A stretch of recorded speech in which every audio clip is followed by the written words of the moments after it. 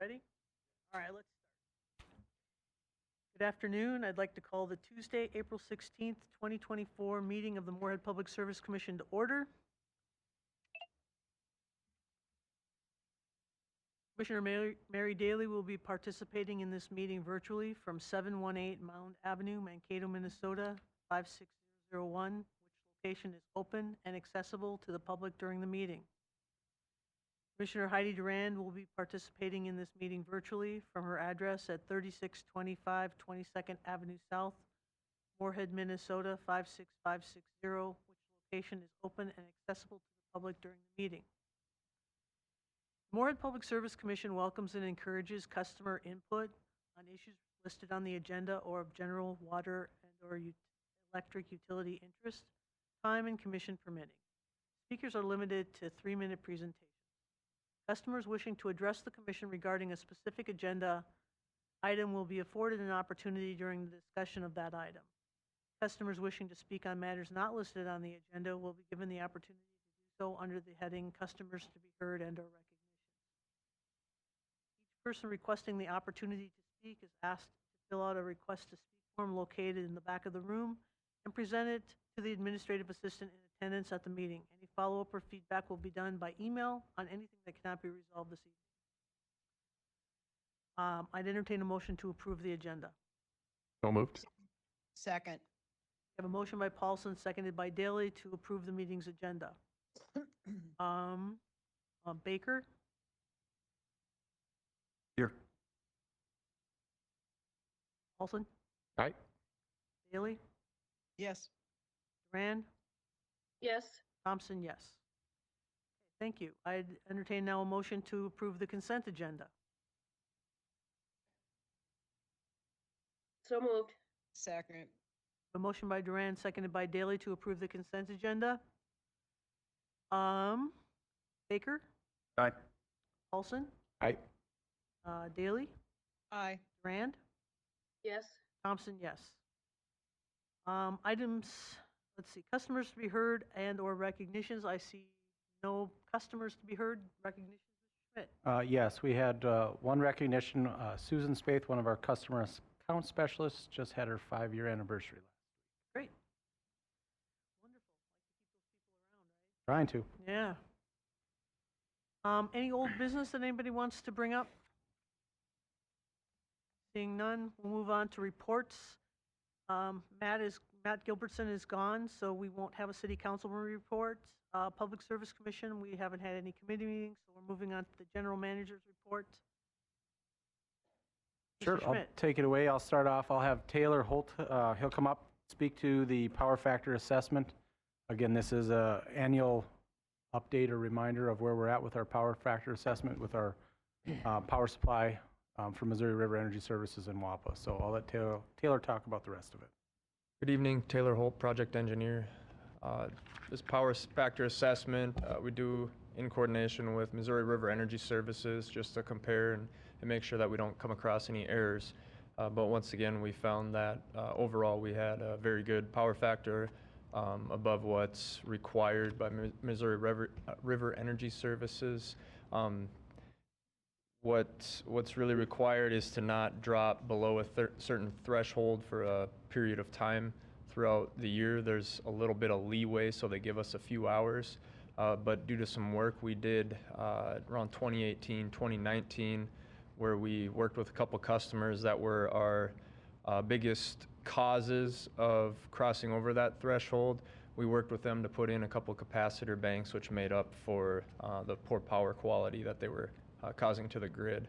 Along with that, the underground wire has inherent capacitance in it, which actually kind of counteracts the opposite sort of reactant forces that are caused by having electric motors in the system. So it actually kind of works together to even things out. We've had the same results for the last, I think it was 4 years now, because 2019 was the last period in which we actually had hours over that or below that 0.95 power factor. So we've been really, really clean for a good period of time. At this point, are there any questions? Taylor? Thank you.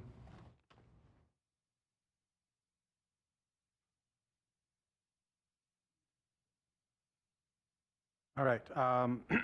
Sorry about that.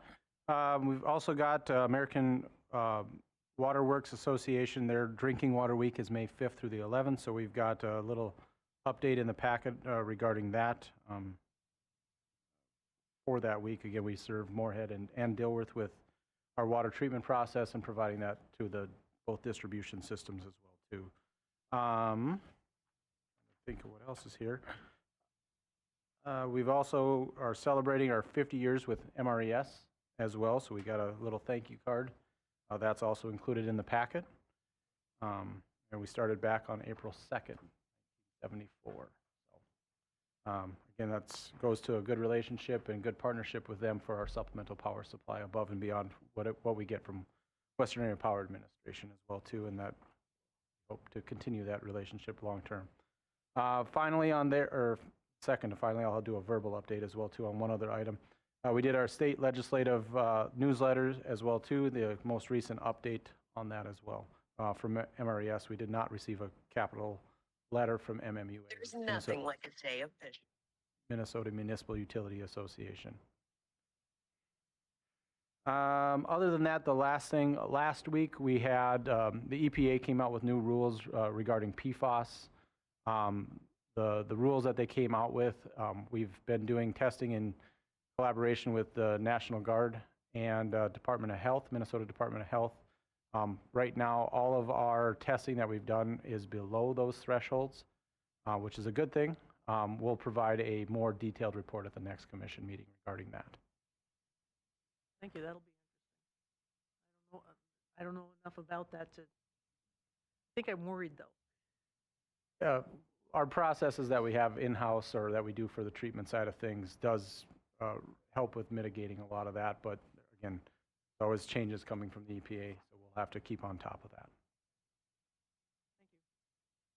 Thank you. I entertain a motion to accept the general manager's report. So moved. Second? We have a motion by Daley, seconded by Paulson, to accept the general manager's report. Baker? Aye. Paulson? Aye. Daley? Yes. Durand? Yes. Thompson, yes. Item number 9, task order agreement.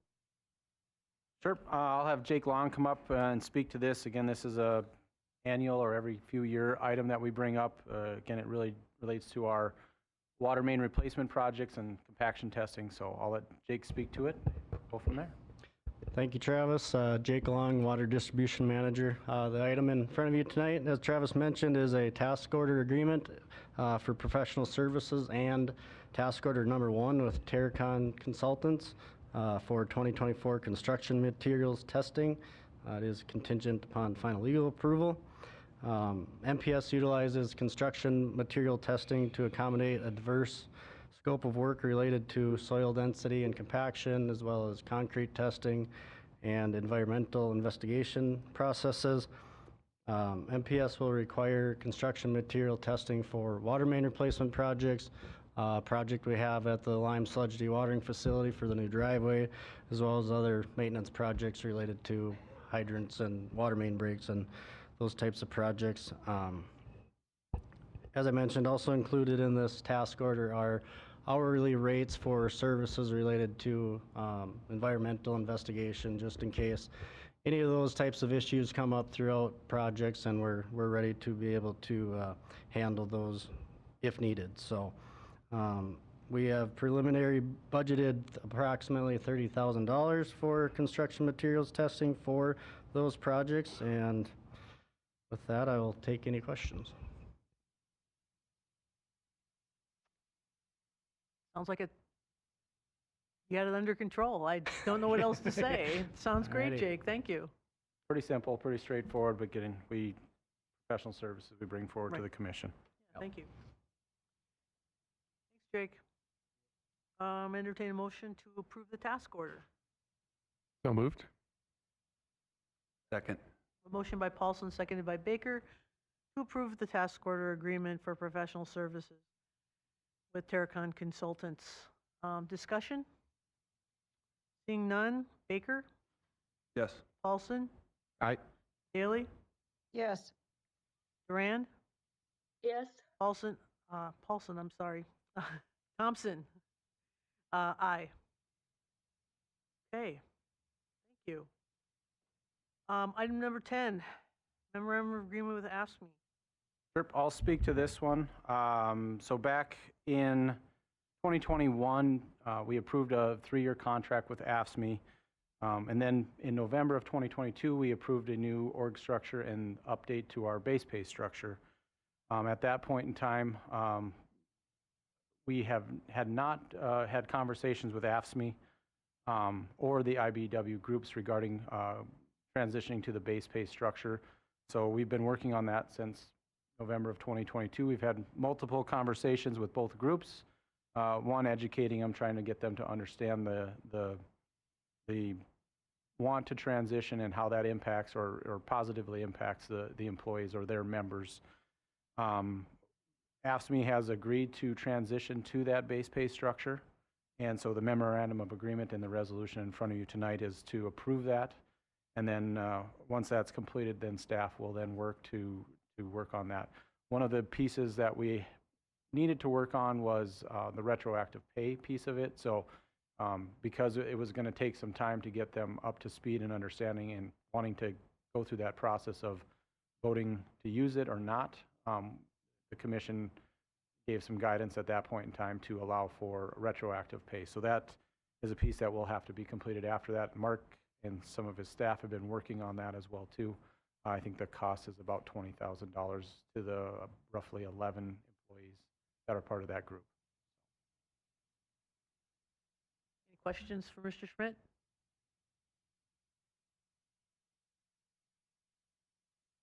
Okay, seeing none, I'll entertain a motion. Madam Chair, can I I'm sorry, go ahead. ask a question? Could we put one motion for 10 and 11?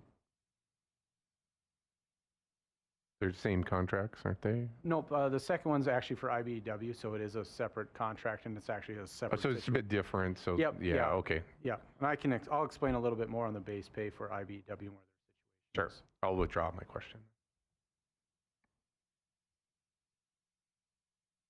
Any other questions? All right, looking for that motion for the memorandum of agreement. So moved. second, Motion by Daley, seconded by Durand, to approve the resolution for the agreement with AFSCME. Discussion? Okay, Baker, Yes. Paulson, Aye. Daley, Yes. Durand, yes, Thompson, yes. Okay, item number 11, resolution with IBEW. Sure, I'll speak to this one again. Now, just for clarity, we've been working with IBEW on the base pay structure. They have voted to not move forward with the base pay, so they're going to continue with the negotiated wages that they have set forth in their contract. Part of the org structure changes that we did last November, December timeframe, where we added in a utility service worker to the org structure. And this is part of a transition because of AMI that's going to happen, or automated meter infrastructure. Or, we're going to be, we'll no longer have meter readers, but we'll have some need for other services within MPS. So we were adding a utility service worker position to that. So over the time, it'll be a net neutral position add. Part of this is the utility service worker would be a classification under the IBEW contract. So we've negotiated a wage for that. We've got a memorandum of understanding with IBEW. Once the new contract is in place, we will then, once we start negotiations in the fall, that position will be added to the overall contract at that point in time. And so really this is just kind of setting forth, what the top pay is going to be for the position, and then if this also has a clothing allowance addition to it as well too. So all we're asking for is the commission to approve that resolution and memorandum of understanding with IBEW. IBW has also approved this as well too in its form, and we've got legal approval on it. The agenda item says contingent upon legal approval. We had not heard back from IBW before we had to put the packet together. So we received a signed contract from them as well too, so it's ready to go for signatures. Thank you. Questions? How many employees are under this contract? This is the bigger one, right, of the two? Correct. I would say roughly about 40 under this contract, if I did my math right. Thank you. Additional questions? Seeing none, I'll entertain a motion. So moved? Second.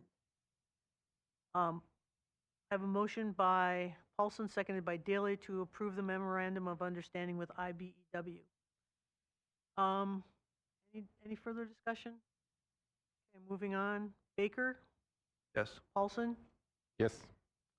Duran, Yes. Daley, Yes. Thompson, yes. Item number 12, the transfer agreement with the City of Moorhead for 2024 to 2026. Mr. Schmidt. Yep, I'll be taking this one as well. So back in 2014, the commission and council agreed to a transfer agreement, which has been helped with having predictability when it comes to budgets, when it comes to rate setting, and that's been working really well for the last roughly 9 years. The agreement actually terminated at the end of 2023. We've continued on just in merit with the same stance until we got this finalized with some changes at the City of Moorhead. We've taken a little bit of time to educate and inform why it works, how it works, and had some additional discussions around that. Overall, the transfer agreement itself hasn't really changed in merit. The biggest changes that we've done is we've modified the net kilowatt hour sales. Back in 2024, that was set at a rate of, I think, 1.44 cents per kilowatt hour of sales. And that was really an unattainable opportunity. We'd have to put roughly 2 pactives on the system to even make that threshold work. And so with, the loss of a couple businesses in town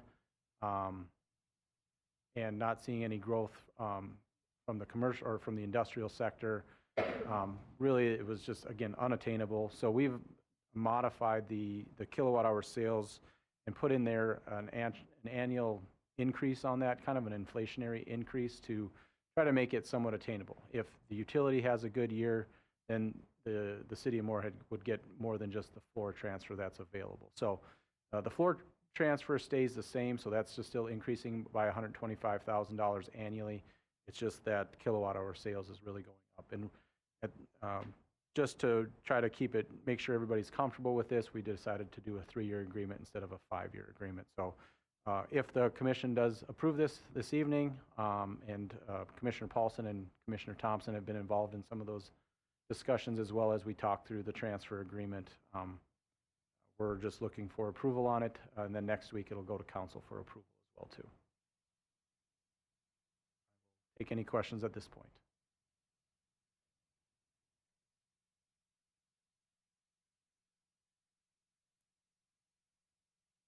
Okay, we have a chance for questions after the motion. So let's go ahead and do the motion, and then we'll come back to questions. I'll make a motion to approve the fund transfer agreement for 24 to 26 with the City of Moorhead. Second. Second. Oh, Okay. okay. Baker can have it. All right. I have a motion by Paulson, seconded by Baker, to approve the transfer agreement with the City of Moorhead. Discussion or questions? We bring up one more thing, just to help understand how easy, or from a budgeting standpoint, how it works. So 2023 is the year we would look at for 2025 kilowatt hour sales. So how that works is we get through the full year, and then once that's done, we go through our audit process, of course, and then it gives us roughly another 6 months or so to make sure we're budgeting appropriately for it. So even though our sales were higher in 23, in 2025, the city would see that increased transfer from us above the floor because it's giving us roughly a 12-month window to plan and budget for it. So again, making it predictive, giving us some time to adjust budgets if necessary. In 2023, when we put the original agreement together for 24 through 26, the one thing that we could have seen if we would have had a good roughly last 4 months of the year, it could have actually came into play in 25. Unfortunately, we had a milder winter or November, December timeframe, so our sales weren't matching that at the end of the agreement. So it doesn't work for 25, so they'll retain the floor for 25 and see that. Does that bring up any questions or concerns? Appreciate the clarification. All right, we have a motion and it's been seconded. So Baker, Yes. Paulson, Yes. Daly, Yes. Durand, Yes. Thompson, aye. Okay, there's going to be no executive session, so we're not closing the meeting. And upcoming meetings, how's May 7th looking? Right now, there's no planned need for that meeting, and then we would have one on the 21st. That's good. I'd entertain a motion to adjourn then. So moved? Second? A motion has been seconded. Baker? Paulson? Yes. Thompson? Yes. Duran? Yes. Daly? Yes. Okay. So that motion was by Paulson, seconded by Baker. Is that correct? Okay, thank you. I realized I forgot. So the meeting's adjourned. Thank you all for coming this afternoon. Thank you. Bye. Thank you. Bye.